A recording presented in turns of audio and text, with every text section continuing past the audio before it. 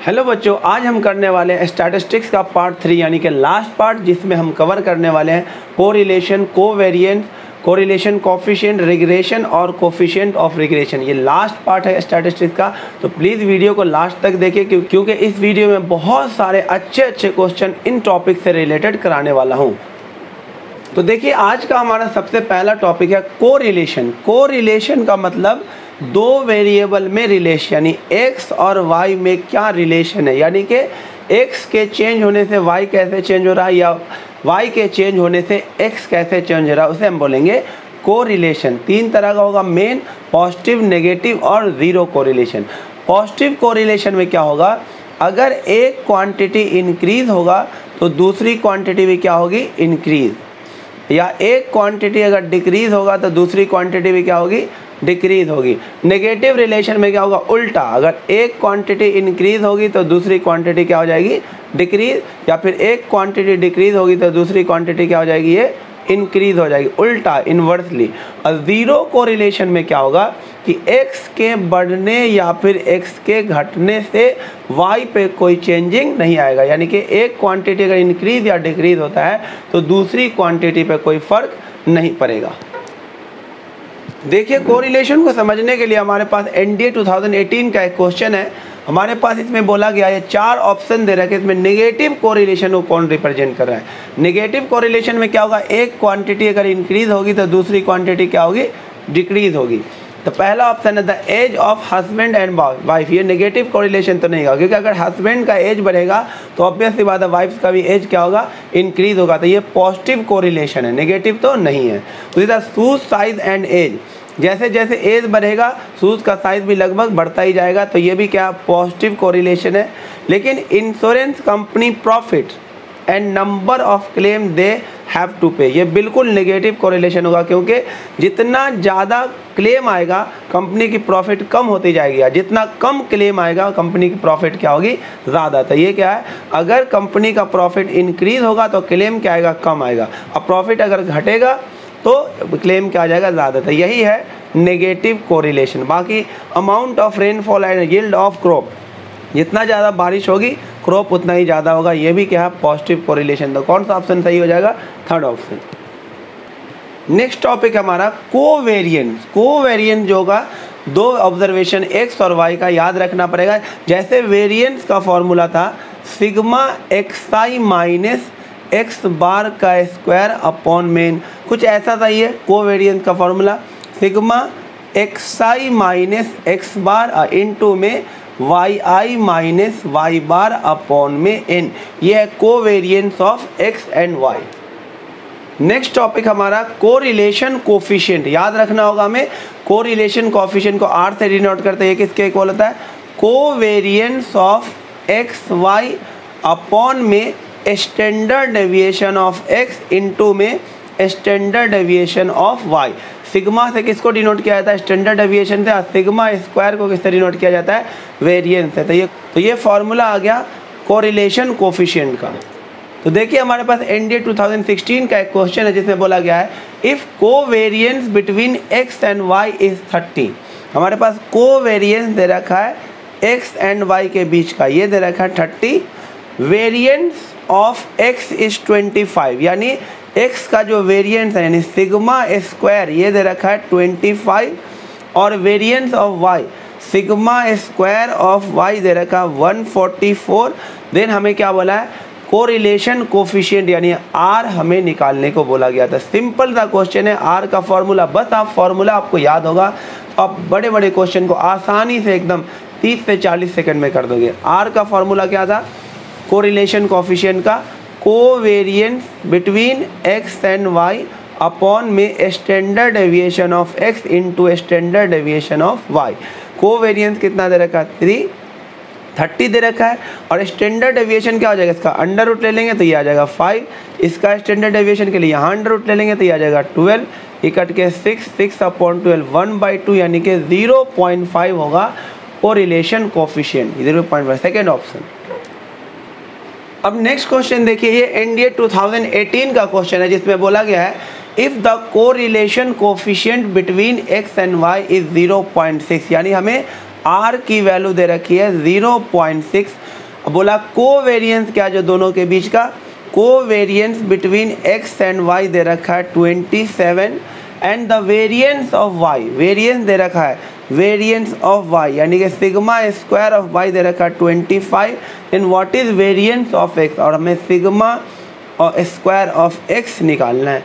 तो r का formula क्या होता है, covariance of x with and y upon में standard deviation of x into standard deviation of y। तो इसकी वैल्यू दे रखी है 0.6, ये हमें दे रखा 27 और ये तो हमें निकालना ही है, और ये दे रखा है इसका अंडर रूट लेंगे तो क्या आ जाएगा, ये 5 आ जाएगा, ये इससे मल्टीप्लाई कर देंगे या यहाँ नहीं, ये नीचे आ जाएगा सिग्मा x जो आ जाएगा हमारा 27 अपॉन में ये आ जाएगा 3, तो ये हमारे पास आ जाएगा 9।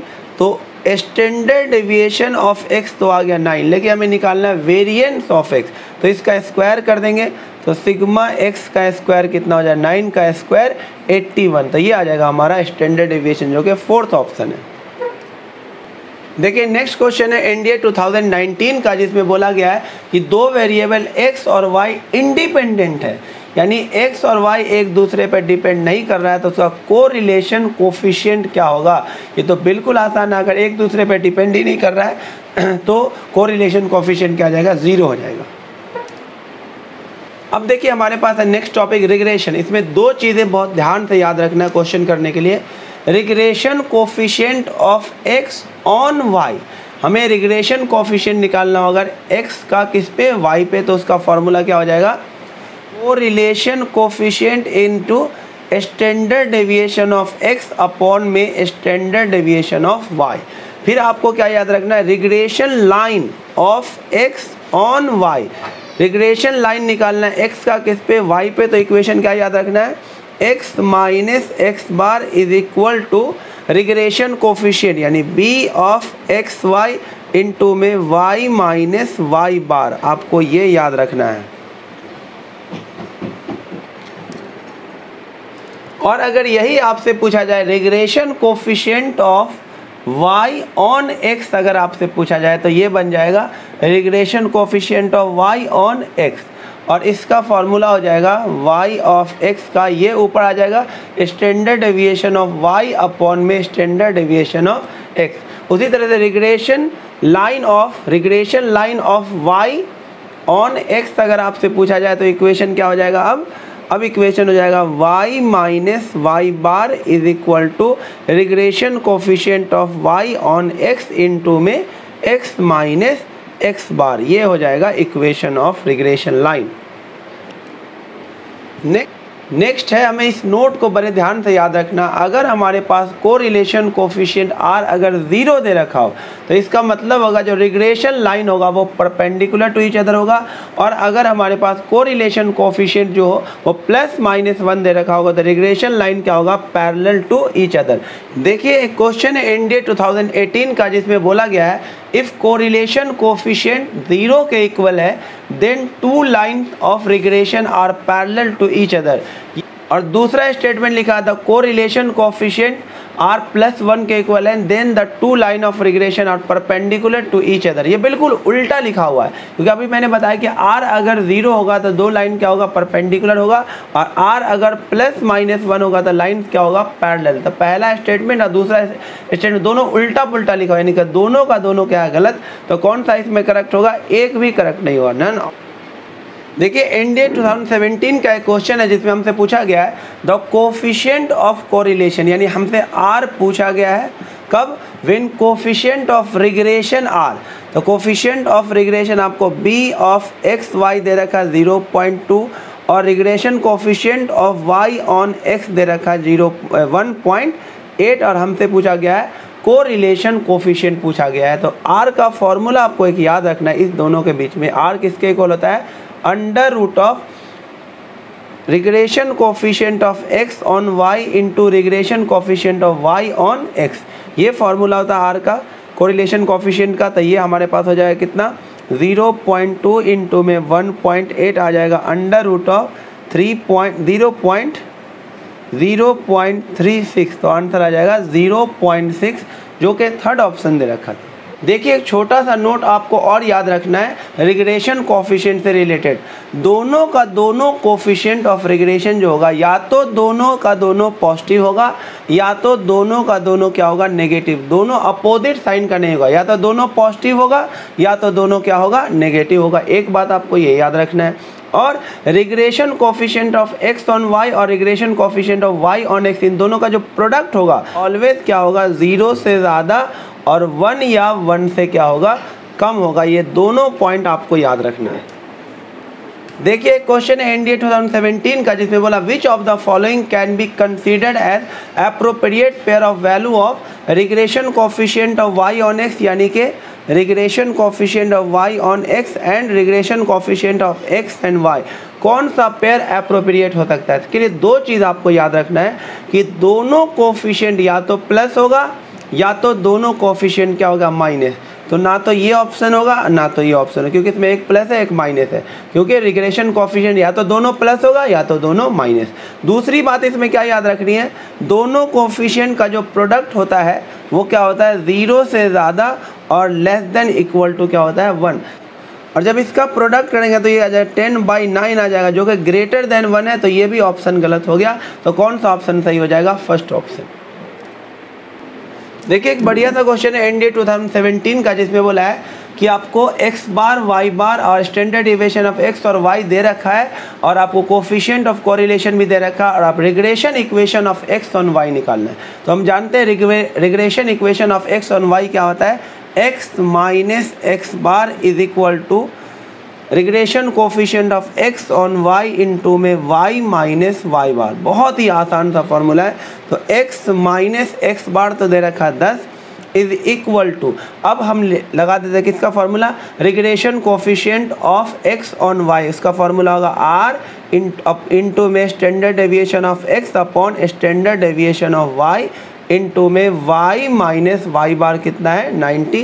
ये x minus 10 is equal to r की वैल्यू है कितना, r दे रखा है 0.8, सिग्मा x दे रखा है कितना 3, सिग्मा y दे रखा है 12 इंटू में y माइनस का 90, ये कट के कितना हो जाएगा 4, ये कट करेंगे तो x माइनस 10 ये हो जाएगा 0.2 इंटू में y माइनस 90। तो यहाँ से आ जाएगा x minus 10 is equal to 0.2y और इससे मल्टीप्लाई करेंगे तो माइनस का 18 उधर जाएगा तो x is equal to 0.2y और ये हो जाएगा माइनस का 8।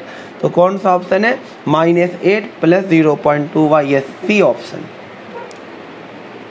देखिए नेक्स्ट क्वेश्चन हमारे पास एनडीए 2017 का, जिसमें बोला है the regression coefficient of x on y, यानी कि bxy आपको दे रखा -1/2 and y on x, regression coefficient of y on x ये दे रखा है -1/8। तो हमें निकालना है कोफिशिएंट ऑफ कोरिलेशन, ये निकालना है। तो r का फॉर्मूला होता है under root of bxy into में byx। तो r हो जाएगा हमारा अंडर रूट ऑफ -1/2 -1/8 क्या आ जाएगा 1/16 यानी कि 1/4। बट दोनों का दोनों नेगेटिव है तो आपको जो r लेना होगा वो नेगेटिव लेना होगा 1/4, कैसा वाला, माइनस का, यानी कि फर्स्ट ऑप्शन।